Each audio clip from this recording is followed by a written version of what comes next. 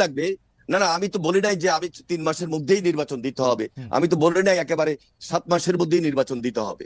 ওনারা বলছেন যে আমরা একটা কথা বলছি যৌক্তিক সময়ের মধ্যে, এবং এই যৌক্তিক সময়ের মধ্যে ওনারা 6টা সংস্কারের যে কমিশন গঠন করেছেন সেগুলো সংস্কার করবেন।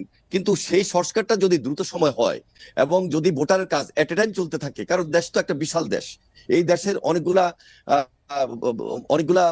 প্রশাসনিক ইনস্টিটিউট আছে, যার যার কাজ শেষে করবে একসঙ্গে, কিন্তু অনেকগুলা কাজ হতে পারে।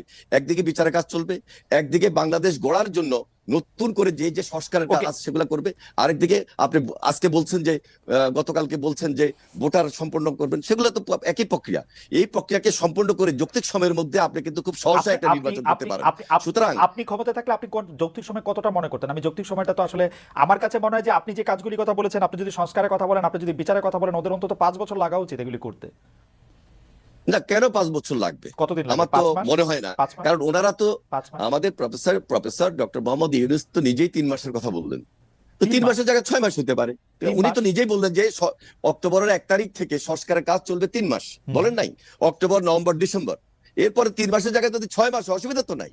কিন্তু ওনার কথা অনুযায়ী আমরা যদি আরো 3 মাস বৃদ্ধি করি, তাহলে তো 1 বছরের ভিতরেই সুন্দর একটা নির্বাচন করা সম্ভব। তাও যদি না হয়, সেটার জন্য কি আমরা খুব বিরাগ হব?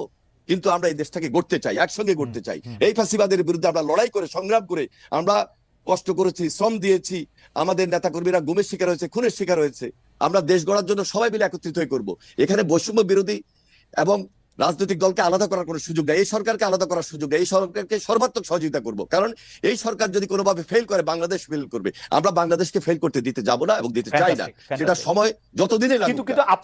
কিন্তু আপনাদের বক্তব্য শুনে মনে হয় না যে আপনারা প্রায় এই সরকারকে একটু হুমকি দেন, একটু এটা বলেন, এমন কি এই নির্বাচনের প্রশ্নে না কেমন জানি আপনারা একটু এরকম বলেন? এমন কি আমি আপনাদের এটা কেউ যদি তার ব্যক্তিগতভাবে চিন্তা করে থাকেন তা হতে পারে, কিন্তু আমরা সব ক্ষেত্রে এই সরকারকে সর্বাত্মক সহযোগিতা করব, কারণ প্রফেসর ডক্টর মোহাম্মদ ইউনূসকে এই সম্মান দিতে পারে না, আমরা সম্মান দিতে চাই এবং তার নেতৃত্বে আমরা এই রাষ্ট্রটাকে নতুন ভাবে গড়তে চাই, এবং সেটা তিনি একটা গণতান্ত্রিক পন্থায় ব্যবস্থা আমাদেরকে নিয়ে যাবেন, দেশকে নিয়ে যাবেন, সেই জন্য সর্বাত্মক সহযোগিতা আমরা করব। এবং খুব রিসেন্টলি আপনারা তারেক রহমান সাহেবের বক্তব্য শুনেছেন, এবং সেই বক্তব্যের ধারাবাহিকতা আমরা রক্ষা করে এই সরকারকে সর্বাত্মক সহযোগিতা। মানে আপনাদের আসলে ক্ষমতায় এসে বসে পড়া বা এক্ষুনি ক্ষমতা শুরু করার এরকম কোনো তাড়া নাই আপনাদের? না না, এত চাপ হওয়ার কিছু নাই তো। আমরা যে কালকেই ক্ষমতায় চলে গিয়ে আপনাদের বক্তব্য শুনে আমার জড়িত হবে ইনশাআল্লাহ।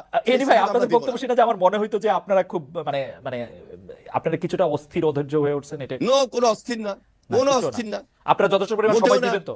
আমরা ওনারা যে সংস্কারের কাজ দিয়েছেন, একদিকে বিচারের কাজ হবে, বিচার আগে দেখতে চাই, পাশাপাশি সংস্কার করে একটা গণতান্ত্রিক পন্থায় জনগণের সরকার প্রতিষ্ঠিত করবেন। এখানে তাড়াহুড়োর কিছু নাই।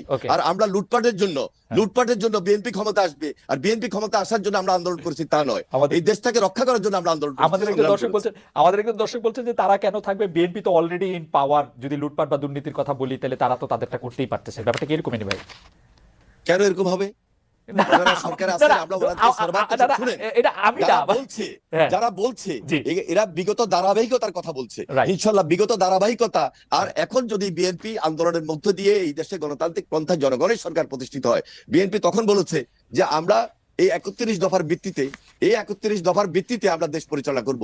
সেখানে বিএনপি যদি বিজয়ী হয়, তাহলে যারা নির্বাচনে পরাজিত হয়েছে তাদেরকে নিয়ে ঐক্যমত্য সরকার গঠন করব এই 31 দফার ভিত্তিতে, এবং সেটা জাতীয় ঐক্যমত্য সরকার হিসাবে বিবেচিত হবে। জাতীয় ঐক্যমত্য সরকার হিসাবে বিবেচিত হবে। খুবই আমার মনে হয় যে এনি ভাই খুবই চমৎকার ভাবে এটা বলেছেন। নাহিদ ইসলাম, আপনি যদি এই বিষয়ে কিছু বলার থাকে আপনি 1 মিনিট একটু বলতে পারেন, কারণ আমার কাছে মনে হয় যে বিএনপি আসলে কি করতে চায় তারা একদম স্পষ্টভাবে এনি ভাই বলেছেন যে বিচারটা যেমন জনগণ দেখতে চায়, কারণ যত অন্যায় এর আগে সরকার করেছেন, শেখ হাসিনা করেছেন, সেগুলি আসলে বিচার দেখতে হবে, সংস্কারের জন্য যথেষ্ট পরিমাণ সময় দিতে চায়, কিন্তু সবগুলি কাজে একসাথে করা সম্ভব, 1 বছরের মধ্যে নির্বাচন হওয়া সম্ভব। এই ব্যাপারে আপনি কি কোনো মন্তব্য করবেন কিনা, যদি আপনারা করতে চান? সর্বোচ্চ সহযোগিতা করতে এনি ভাইরা রাজি আছেন, এরকম একটা কথা বললেন। না, অবশ্যই আমরাও সেই সহযোগিতা চাই, এবং রাজনৈতিক দলগুলোর সহযোগিতা ছাড়া আসলে এই সরকারকে ফাংশন করানো সম্ভব নয়। এবং এই সরকার কিন্তু অভ্যুত্থানের সমর্থনে গড়ে উঠেছে, এবং এই অভ্যুত্থানে যেহেতু একটা জাতীয় ঐক্যমত্য তৈরি হয়েছে, সকল রাজনৈতিক দলগুলা এবং ছাত্র জনতার অংশগ্রহণ ছিল, ফলে এই সরকার কিন্তু সবাইকে প্রতিনিধিত্ব করে। এই জন্য আমি এর আগেও যেটা বলেছি যে কোনো জাতীয় সিদ্ধান্তের জন্য আমরা কিন্তু এই রাজনৈতিক দলগুলো এবং ছাত্র জনতার ঐক্যমত্যের ভিত্তিতেই জি, দেশ পরিচালনা আমার করতে মনে চায়, হয় যে একই নির্বাচনের রকম মেয়াদে এনি ভাইও সিদ্ধান্ত প্রায় তিনি একই নিতে রকম চায়। কথাই বলেছেন, কিন্তু জনাব ইসলাম, সম্প্রতি আপনার একজন সতীর্থ, একজন সমন্বয়ক নিজেকে ঢাকা বিশ্ববিদ্যালয়ের শিবির সভাপতি ঘোষণা করেছেন। তার এই পরিচয় কি আপনি আগে থেকেই জানতেন? এরপর থেকে আলোচনা আছে যে 152 জন সমন্বয়কের মধ্যে 108 জন শিবিরের। অনেকে জানতে চাইছেন সমন্বয়কদের প্রকৃত সংখ্যা কত, তাতে কতজন শিবির নেতা রয়েছেন, অন্যান্য রাজনৈতিক ছাত্র সংগঠনের কেউ কি রয়েছেন আসলে, নাকি শিবির এবং কোনো ছাত্র সংগঠন সেই অর্থে করেন না এরকম লোকই বেশি? দেখুন, আমরা যখন এই আন্দোলনটা গড়ে তুলেছিলাম এবং আমরা কিন্তু এই আন্দোলনে কেউ রাজনৈতিক পরিচয়কে সামনে এনে এই আন্দোলনটি করিনি। সবার রাজনৈতিক পরিচয়টি এক করতে সরিয়ে আমরা দল মত পরিচয় ভুলে গিয়ে এই আন্দোলনটা করেছি। ফলে এখানে কে শিবির, কে ছাত্র দল, কে কোন সংগঠন করে এটা কিন্তু বিবেচনা হয়নি। এখন একটা পরিস্থিতিতে কেউ যদি তার নিজের সংগঠন, নিজের রাজনীতি করতে চায়, সেই সুযোগ কিন্তু আছে। ইভেন আমি যে নিজে যে ছাত্র সংগঠনের সাথে জড়িত ছিলাম, ছাত্র শক্তি, গণতান্ত্রিক ছাত্র শক্তি, তার নামও কিন্তু আমরা এই অভ্যুত্থানের আগে বা পরে কোথাও কিন্তু উল্লেখ করি নাই। কারণ আমরা মনে করি এই আন্দোলনটি একটা ঐক্যমত্যের ভিত্তিতে সাধারণ শিক্ষার্থীর জায়গা থেকে মূলত এই আন্দোলনটি শুরু হয়েছে, পরিচালনা হয়েছে এবং সম্পন্ন হয়েছে।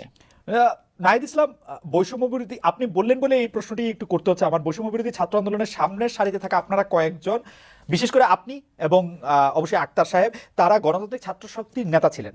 সম্প্রতি আপনাদের এই সংগঠন স্থগিত করা হয়েছে, এর কারণ আসলে কি? ডক্টর ইউনূসের 2.5 মাসের দল নাগরিক শক্তির সাথে এর সম্পর্ক রয়েছে কি? না, ডক্টর মোহাম্মদ ইউনূসের দলের সাথে এটার কোনো সম্পর্ক নাই। আমরা এই দলের নামও জানতাম না। হুম, ছাত্র শক্তি নামে 60-এর দশকেও একটা ছাত্র সংগঠন ছিল আসলে। হুম, তো আমরা সেটার সাথে এটা সম্পর্ক নেই। এবং এই সংগঠনটি আমরা স্থগিত করা হয়েছে কারণ যেহেতু এই সংগঠনের প্রধান নেতৃত্ব যারা, আক্তার হোসেন, তিনি নাগরিক কমিটিতে এখন কাজ করছেন এবং আমি এবং আসিফ মাহমুদ সরকারে কাজ করছি। ফলে নেতৃত্ব ছাড়া এই সংগঠনটি কিন্তু এখন রান করতে পারছে না। ফলে এই কারণে কমিটিটি স্থগিত করা হয়েছে এবং ছাত্র রাজনীতি নিয়ে যেহেতু একটি আলোচনা চলছে, সংস্কারের কথা চলছে, তো সেই পরিবর্তিত পরিস্থিতি অনুযায়ী আমরা সামনের সিদ্ধান্তটি হয়তো নিবে এবং যারা এখন মাঠে আছে ছাত্র শক্তিতে কাজ করছে, তারাই মূলত ছাত্র শক্তির বিষয়ে চূড়ান্ত সিদ্ধান্ত নিবে।